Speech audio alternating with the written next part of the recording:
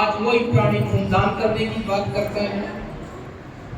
जब हमने मन्नत मांगी, मूर्तियों के आगे चढ़ावे चढ़ाए, तब तो हम भयभीत थे। भय के कारण हमने मन्नत मांगी, दान दिया, चढ़ावा चढ़ाया, लेकिन अपना खून रक्त दान करना हमारे मन में विचार तब आता है जब हम भर पेट खाना खाने वाले हो जाएं और विचारों से रहीश हो जाएं।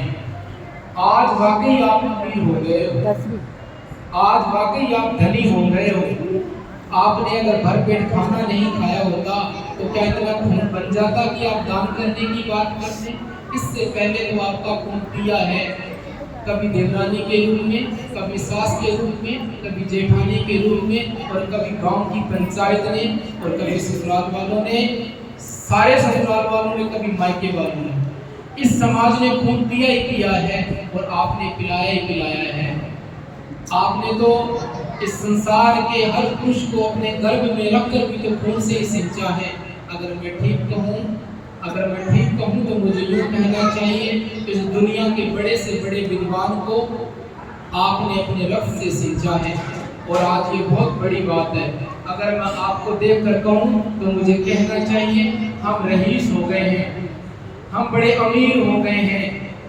खून दान करना अमीरों की पहचान है, गरीबों की नहीं। जो 2 वक्त भरपेट खाना खाता है, जो विचारों से ऊपर उठ जाता है, वही ऐसा काम कर सकता है। भिखारी मांगकर भोजन खाता है, उसको अपने भोजन के लिए गिड़गिड़ाना पड़ता है, मांगना पड़ता है। संत जब भोजन खाता है तो उसके भोजन में आदर्शपन होता है। संत को दिया गया दान, माने बौद्ध भिक्षु को दिया गया दान आदर्श होता है। भिखारी को दिया गया भोजन लानत है कि यार दे दो, पीछा छुटाओ दे दो। लेकिन बौद्ध भिक्षु को अथवा किसी और संत महापुरुष को दिया गया भोजन आदर्श की भूमि पे पैदा होता है। भिक्षु को दिया गया भोजन समर्पण की अभिव्यक्ति है। भिक्षु को दिया गया भोजन आपकी श्रद्धा का प्रकटीकरण है। और भीख में दिया गया, एक भिखारी को दिया गया जो गिड़गिड़ाकर मांगता है, वो लानत है। भिक्षु आपको प्रेरित करता है, भिक्षु आपको दिशा देता है, आप उत्साहित होते हैं, मोटिवेट होते हैं और जीवन में बड़े कदमों के साथ चलते हैं, और उसी से आप में समर्पण आता है। और आपने आज जीवन दान किया है, कठिन जीवन दान किया है, बहुत भिक्षु को भोजन दान दिया है। भोजन वैश्याएं भी खाती हैं, लेकिन उनके भोजन में स्वाभिमान नहीं होता, आत्मसंतुष्टि नहीं होती। भिखारी के भोजन में भी स्वाभिमान नहीं होता, आत्मसंतुष्टि नहीं होती, मगर आपके द्वारा दिए गए भोजन में आदर्श है, समर्पण है, विश्वास है, श्रद्धा की गहराई है। जब कवियों ने गीत गाए तो महिलाओं के रूप को खूब बखान किया। उन्होंने सबसे पैर की सबसे छोटी उंगली में पहने हुए बिछिया से लेकर टीके तक गाया, जो माथे में लगाया जाता है। कहीं नहीं छोड़ा उसने, हर ढंग से गाया। ये व्याख्या कवि की थी। अगर मैं एक विशेष ढंग से कहूं तो मुझे यूं कहना चाहिए, वो आदमी अंधा था जिसने महिलाओं की सुंदरता पे गीत लिखे। जब वो गीत लिख रहा था तो उसे ये क्यों नहीं नजर आया कि जिस पे तू गीत लिख रहा है, कभी उस कलम से तूने ये क्यों नहीं लिखा कि एक महिला को जिंदा जलाना घिनौना कृत्य है। उसकी कलम किसी एक ही दिशा में देख रही थी, दूसरी दिशा नजर नहीं आई। हाँ, मैं ठीक कहता हूँ। अगर तुम कवि मानो तो मैं कहता हूँ कवियों में सबसे आदर्श कवि हैं बाबा साहब डॉक्टर भीमराव अम्बेडकर, और उनसे भी पहले है महाकाव्य बुद्ध। जब प्रजापति गौतमी कुछ महिलाओं के साथ धरने पर बैठ जाती हैं कि हम भी संघ में शामिल होंगे, तो बुद्ध 227 से बढ़ाकर 311 नियम बना करके महिलाओं को बौद्ध भिक्षु बनाते हैं। अगर आप कवियों में गिनते हो तो मैं कहता हूँ महाकाव्य बुद्ध अथवा बाबा साहब जैसा कोई कवि नहीं है जिन्होंने महिलाओं को ठीक रूप में देखा। जिस कवि ने आपकी सुंदरता का बखान किया वो झूठा था, अंधा था, उसके पास क्या नहीं था, मैं उसको अंधा कह रहा हूँ। क्यों कह रहा हूँ? क्योंकि उसके पास सम्यक दृष्टि नहीं थी, उसके पास साइंटिफिक टेम्परामेंट नहीं था, वो आपकी सही स्थिति को नहीं देख पाया, इसीलिए नहीं दिख पाया।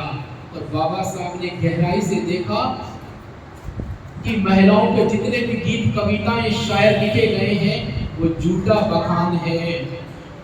किसी भी कविता की किसी भी स्टेंजा ने, किसी भी शब्द ने ठीक पीड़ा को अभिव्यक्त करने का काम नहीं किया। कविता के, गीत के किसी भी छंद ने आपकी पीड़ा को ठीक अभिव्यक्त करने का काम नहीं किया, मगर बाबा साहब की कलम ने आपके उस गहरे दर्द को अभिव्यक्त किया। और अभिव्यक्त ही नहीं किया, बाबा साहब के शब्द तो दलील बन गए। और बाबा साहब के शब्द इतनी बड़ी दलील बन गए, बाबा साहब ने अपनी खोज में पाया कि पंडित जवाहरलाल नेहरू की तरफ से पूरा सपोर्ट नहीं है, बाबा साहब को स्पष्ट दिखाई नहीं दिया। तो बाबा साहब ने कहा I am going to resign, cabinet से इस्तीफा दे गए कि अगर मैं अपनी बहन बेटी के लिए कुछ कर ही नहीं सकता तो मुझे इस पद पे रहने का कोई हक नहीं है, कोई औचित्य ही नहीं है। बाबा साहब की दूरदृष्टि ये कहती है कि जब तक महिलाएं आगे नहीं आएंगी तब तक ना तो समाज पुख्ता हो सकता है। पुख्ता शब्द से मेरा मतलब है कि जैसा लोकतंत्रात्मक व्यवस्था में हम उम्मीद करते हैं उस प्रकार का समाज विकसित नहीं हो सकता। कब तक? जब तक महिलाएं आगे नहीं आएंगी। मैं अपने शब्दों से आपको मान महसूस करवाता हूँ, और सबसे पहले तो आपके मैं पतियों को मान महसूस करवाता हूँ कि धन्य है वो लोग, शायद उन्होंने मोती पुण्य किए होंगे। मेरे साहित्य की पंक्ति है, शायद उन्होंने मोती पुण्य किए होंगे जो उनके हिस्से आ पाई। और उससे भी बड़ी बात मैं कहता हूँ आपके पिताजी के लिए, उन्होंने भी मोती पुण्य किए होंगे जो उनके घर में आपका जन्म हुआ।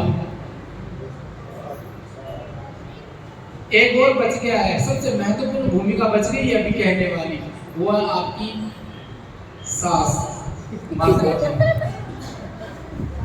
दिन अच्छा था, मुहूर्त अच्छा था जो उन्होंने आपके घर का दरवाजा खटखटाया, ठीक है। और भले घरों की जाई बरेली में ब्याहकर आई, ठीक है जी। भले घरों की जाई ब्याहकर बरेली में आई। बड़े घर की बेटियां उन्हें नहीं कहते जिनके मुंडेर ऊंचे होते हैं, मैं तो बड़े घर की उन्हें कहता हूँ जिनके विचार ऊंचे होते हैं। तो आपका जो महिला संघ है बड़ी दूर तक हाजिरी लगा रहा है, आपका जो महिला संघ है बड़ी दूर तक हाजिरी लगा रहा है।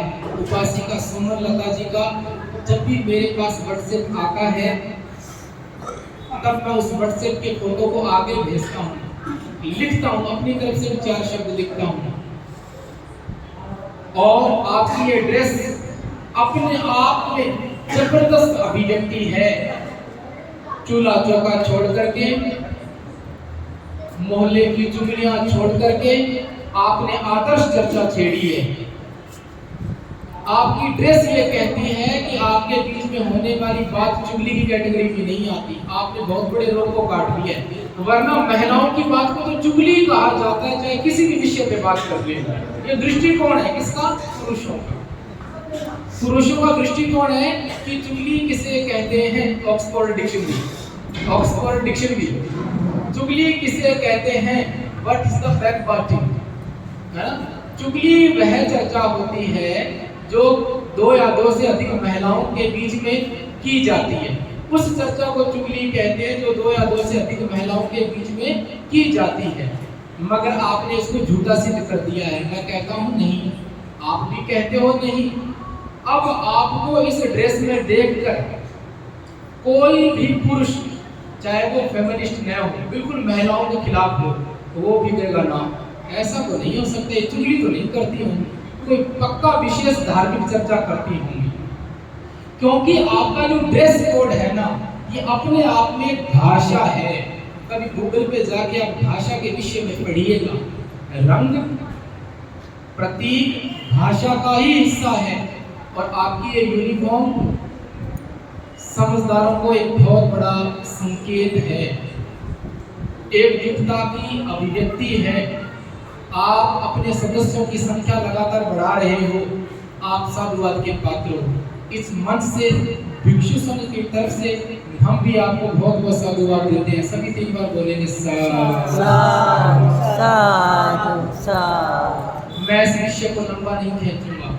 मैंने बता दिया कि फेमिनिस्ट, जो liberal feminist, radical feminist, Marxian feminist और रिफॉर्मिस्ट फेमिनिस्ट और डॉक्टर B.R. अम्बेडकर और भारत के रूढ़िवादी विचारधारक, इन सब लोगों के बीच में चर्चाएं, जो लिबरल और रेडिकल्स के बीच में जो चर्चाएं थी, वो केवल और केवल फिलोसफिकल एक्सटेंशन था। माने उन्होंने एक दार्शनिक चर्चा को बढ़ा दिया बस, और कुछ नहीं। जमीन पे कुछ नहीं हुआ।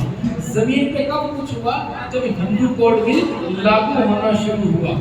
तो मैं अपनी वाणी को लंबा नहीं करूंगा, अपने शब्दों को यही विराम दूंगा और आपको पुनः एक बार मान महसूस करवाते हुए साधुवाद करूंगा। आपने ये आयोजन किया, आप सब लोगों ने बहुत भिक्षु संघ को भोजन दान दिया और भोजन दान के बाद महिला संघ ब्लड डोनेशन के लिए जाएगा। वो हॉस्पिटल है सत्य हॉस्पिटल, बरेली बाईपास पे पड़ता है। इस हॉस्पिटल में आज ब्लड डोनेट किया जाएगा मानवता के लिए।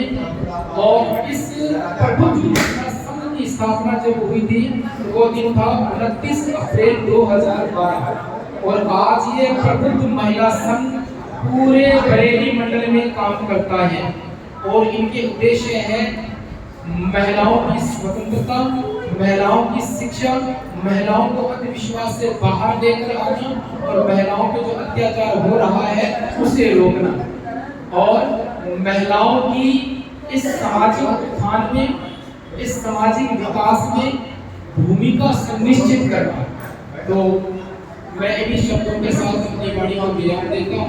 आपने मुझे बड़े ध्यानपूर्वक सुना। आप सभी का मंगल हो, कल्याण हो।